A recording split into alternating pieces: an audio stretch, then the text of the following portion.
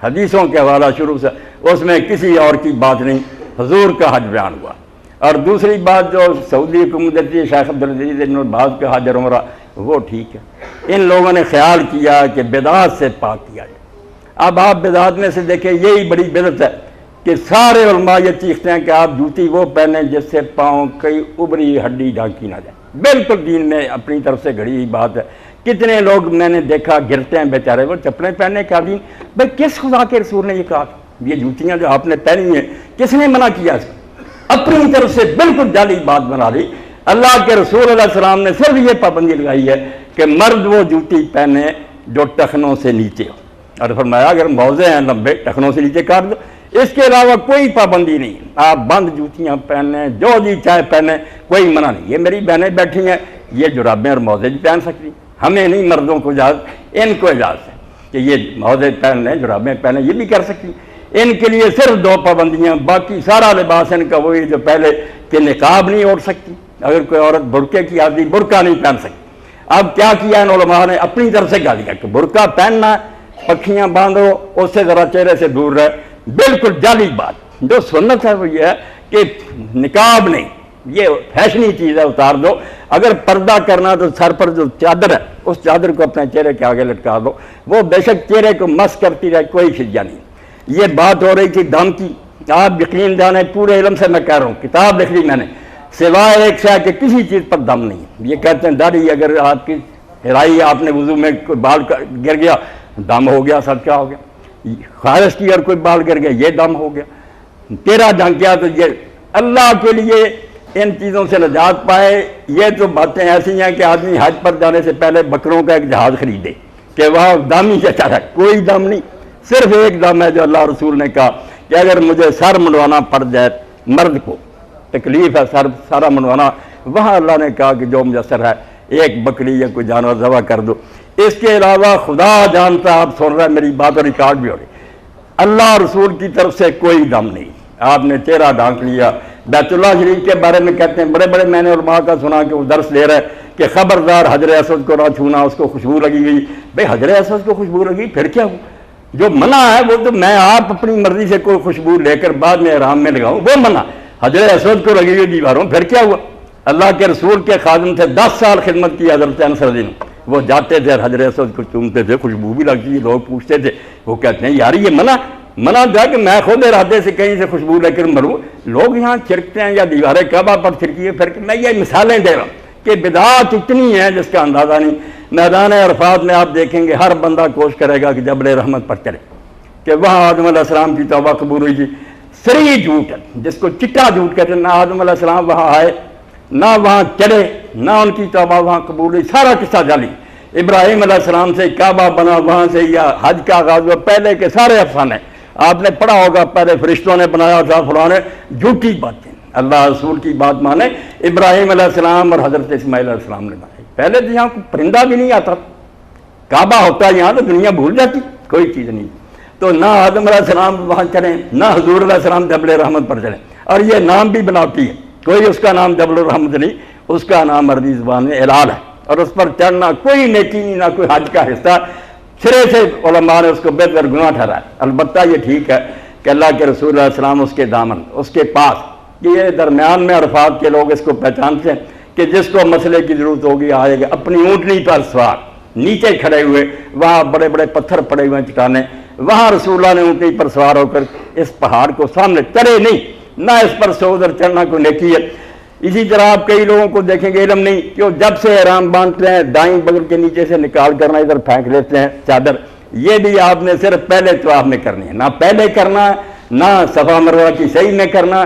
جب آپ مسجد میں پہنچ جائیں گے حجر اسود کے قریب، وہاں جا کر یہ ہوگا کہ احرام کی چادر جو ہے نا مرد، یہ پلہ دائیں بغل سے نکال کر بائیں پر ڈال لیں گے، یہ حصہ ننگا ہو جائے گا، استباح آپ جوگی بن جائیں گے، درویش بن جائیں گے کعبہ شریف کے گرد، صرف 7 چکروں میں۔ جب چکر ختم ہوں گے پھر کندھا ڈھانپ لیں، نماز پڑھیں، اور کوئی بات نہیں۔ بہنوں کے لیے میں نے کہا کہ 2 پابندیاں، نقاب نہیں اوڑھ سکتی، پردہ کرنا تو چادر نیچے کر لیں، بے شک وہ چہرے کو مس کرتی رہے، کوئی بات نہیں۔ اور دوسری بات یہ ہے کہ ہاتھوں میں دستانے نہیں پہن سکتی، باقی جو ہے نا کہ یہ جرابیں پہنیں، سارا لباس وہی رکھیں، بالکل ٹھیک ہے۔ آپ کو بھی اگر سردی محسوس ہو، ایسا وقت آ جائے کہ مزدلفہ رات ہے، سردی ہے، بے شک آپ چہرہ ڈھانک لیں۔ سارے رسول اللہ کے صحابی یہ چہرہ ڈھانکتے تھے۔ اللہ کا دین کسی کو مارنا نہیں چاہتا، کوئی اللہ نے تنگ کر کے نہیں ہے نا، یرید اللہ بکم یسر، اللہ بندوں کے لیے آسانی چاہتا۔ وہ کہتا ہے میرے غلام آ گئے، آپ میدان عرفات میں کھڑے ہیں، سر ننگے ہیں، 2 چادریں پہنی ہیں میت کی طرح۔ اللہ تعالیٰ فرشتوں سے پوچھتا کیسی بشارت ہے کہ یہ لوگ جو آئے ہیں شوسن غبرہ، بال بکھرے ہوئے ہیں، مٹی پڑی ہوئی ہے، کیا مانگتے؟ کہتے ہیں اللہ تعالیٰ یہ آپ سے بخشش مانگتے ہیں۔ تو اللہ تعالیٰ فرماتا میں نے آپ کو گواہ کیا کہ میں نے ان کو بخش دیا۔ وہ کہتے ہیں اللہ ان میں تو ایسے ہیں جن کے یہ اعمال ہمارے پاس۔ فرمایا میں بھولا ہوا، مجھے یاد ہے یہ دھکے کھاتے کیوں آئے، اگر معافی چاہتے ہیں تو میں ان کو بخشوں گا۔ اور اسی لیے رسول کریم علیہ السلام نے فضا دی امی حضرت بلال رضی اللہ عنہ کو حکم دیا، جب سورج غروب ہوا اور میدان عرفات سے لوگوں نے نکلنا تھا تو آپ نے کہا بلال منادی کر کہ یہ سورج جو غروب ہوا آپ لوگوں کے گناہ اپنے ساتھ ہی لے گیا، اور اگر اب بھی کسی نے خیال کیا کہ میں اس میدان میں سے بخشا ہوا ہو کر نہیں نکلا تو اس سے بڑا مجرم کوئی نہیں۔ اصل میں گناہ گار ہوا کہ اب بھی وہ مایوس ہے، اللہ بخشے گا آپ کو، مگر طریقہ وہ اختیار کریں جو محمد رسول اللہ صلی اللہ علیہ وسلم۔ اب طواف کعبہ کے شروع میں لکھ دیا کہ جیسے نماز میں ہاتھ اٹھاتے ہیں اس طرح دونوں ہاتھ، بالکل جعلی بات، کبھی اللہ کے رسول نے ایسا نہیں کیا، نہ کسی حدیث پاک میں آیا۔ یہ نماز کی طرح ہاتھ اٹھانے انہوں نے بناوٹی لکھا۔ کوئی عالم اگر میدان میں مجھے دکھائے کہ اللہ کے رسول نے اور کسی صحابی نے یہ بتایا کیوں تم نے جعلی حج بنا لیا۔ سب مرد عورتیں صرف اتنا کریں کہ جب حجر اسود کے سامنے جائیں، اگر موقع ملے پتھر تک پہنچنے کا تو 3 کام سنت اللہ نصیب کر دے تو 3 ہے، ہاتھ لگانا، بوسہ منہ سے دینا اور سر سے سجدہ کرنا۔ اور اگر ان میں سے 2 ہی ہو سکیں کہ ہاتھ لگا چوم لیا، 2 ہی کا، اگر چوم بھی نہیں سکے ہاتھ لگا کر ہاتھ کو چوم لیں۔ اور اگر ان میں سے کچھ نصیب نہیں ہوا تو اللہ کے دین نے تنگ نہیں کیا، جہاں آپ کھڑے ہیں نا کوئی ہاتھ نہیں اٹھانا، نہ کوئی لمبا چوڑا پڑھنا، جیسے نماز اللہ اکبر سے شروع ہوتی ہے ایک ہی کلمہ، آپ نے منہ کرنا حضر اسود کی طرف، ہاتھ نیچے ہی ہیں، اللہ اکبر، چلے جب پھیرا آئے یہاں پہنچے آپ حجر اسود کی طرف منہ کریں اور کچھ نہیں کرنا، نہ ہاتھ اٹھانا، اشارہ کوئی نہیں، اللہ اکبر، چلتے بنیں، ذرا بھی نہ رکیں، چلتے رہیں۔ رکنا وہاں گناہ، یہ طواف کا تسلسل ہی ٹوٹ گیا۔ آپ حجر اسود کو چومنے میں لگے ہوئے کتنے منٹ ضائع ہو گئے، چکر لگاتار ہونے چاہیے تھی، اس لیے یہ پہلے کر لو، پہلے ٹھیک ابھی شروع نہیں کیا زور لگا لیں، یا جب 7 پورے ہو جائیں پھر موقع ملے تو گھس جائیں، مگر چکروں میں نہ درمیان میں وقفہ کریں، لگاتار موقع ملتا چلیں وہاں جائیں، ورنہ صرف منہ کر کے اللہ اکبر کہہ کر چلتے بنے۔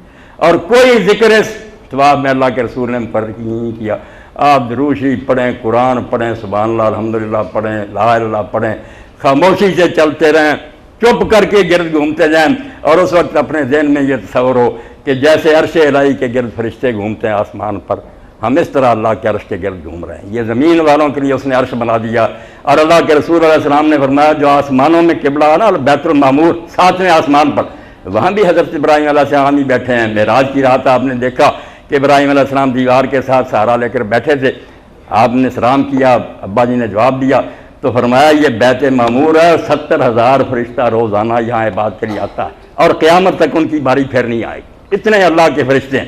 تو وہ آسمانوں میں، اور اللہ کے رسول علیہ السلام فرماتے ہیں بالکل اس کی سید میں کعبہ ہے، اگر وہ نیچے آ جائے نا تو کعبہ شریف پر سیٹ ہوگا۔ وہ آسمان والوں کا قبلہ ہے، یہ زمین والوں کا۔ اس کو معمولی نہ سمجھے، عرش سمجھے، یہ عرش ہے اللہ کا، آپ اس کے گرد گھوم رہے ہیں، اور بالکل آپ کی حالت اس وقت وہ ہے جو ملائکہ مقربین کی آسمان پر ہے، وہ فرشتے عرش کے گرد گھوم رہے ہیں۔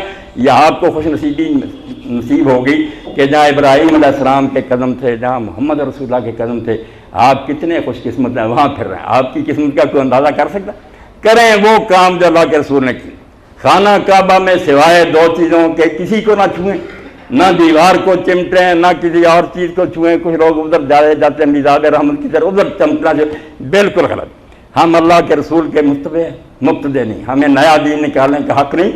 ہر موقع پر ہم نے وہ کرنا جو اللہ کے رسول نے کی۔ اللہ کے رسول نے 2 کونے جو ہیں ان میں سے ایک کو صرف ہاتھ لگایا ہے، رکنے مانی کو چوما نہیں ہے۔ اگر چلتے چلتے ہاتھ لگ جائے ٹھیک ہے، ورنہ ادھر رخ بھی نہیں کرنا، چلتے جانا۔ اور دوسرا یہ حجر اسود ہے، اس کو آپ نے چومر ہاتھ لگایا، اس کے علاوہ کچھ نہیں۔ حضرت عبداللہ ابن عباس رضی اللہ عنہ نے دیکھا کہ امیر معاویہ طواف کر رہے ہیں، چاروں کونوں کو ہاتھ لگا رہے ہیں۔ لوگ کہتے ہیں کعبہ ہی ہے نا۔